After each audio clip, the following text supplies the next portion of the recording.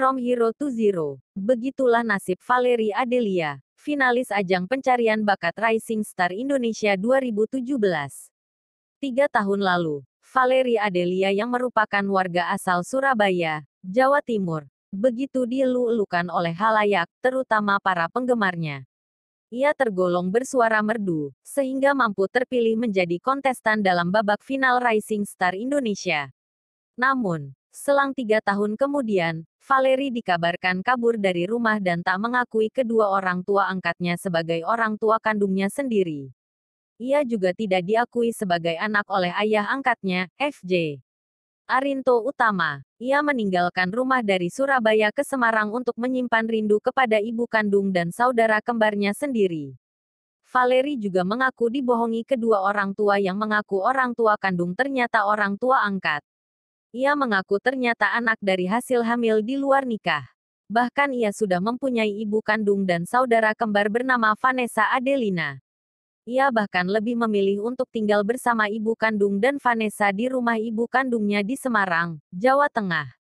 Bagaimana tidak di usianya yang masih 19 tahun, ia sudah berani kabur dari rumah orang tuanya. Tak tanggung-tanggung, ia kabur ke Semarang. Pertemuan dengan ibu kandung Valerie dan saudara kembarnya Vanessa, melepas rasa rindu setelah Valerie terpisah dari ibu dan saudara kembarnya sejak 19 tahun lalu. Kabar kepergian Valerie dari rumah saat ini heboh diperbincangkan banyak orang karena sang ayah mengungkapkan berita kepergian anaknya dalam sebuah akun Facebook milik ayahnya lalu. Dalam iklan itu tertulis pemutusan hubungan keluarga antara Valerie dan orang tua angkatnya. Dalam postingan itu, ayahnya juga mengatakan bahwa Valerie pada hari Sabtu, tanggal 22 Agustus tahun 2020 telah keluar dan meninggalkan rumah tanpa seizinnya. Dan terhitung mulai tanggal 22 Agustus tahun 2020, Valerie Adelia Utama tidak lagi diakui sebagai anak oleh ayah angkatnya lantaran tak terima dituduh pembohong. Di situ, ayah angkatnya juga menyatakan, tidak akan lagi bertanggung jawab atas akibat yang dialami Valerie karena perbuatan dan perilakunya.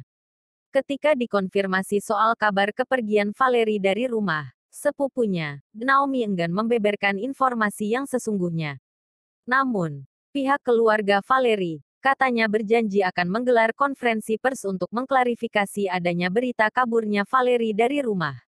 Saya tidak bisa bicara banyak saat ini. Dalam waktu dekat ini, akan ada klarifikasi. Karena kita juga tidak mau masalah ini jadi berlarut-larut, kata Naomi. Benarkah gosip tersebut?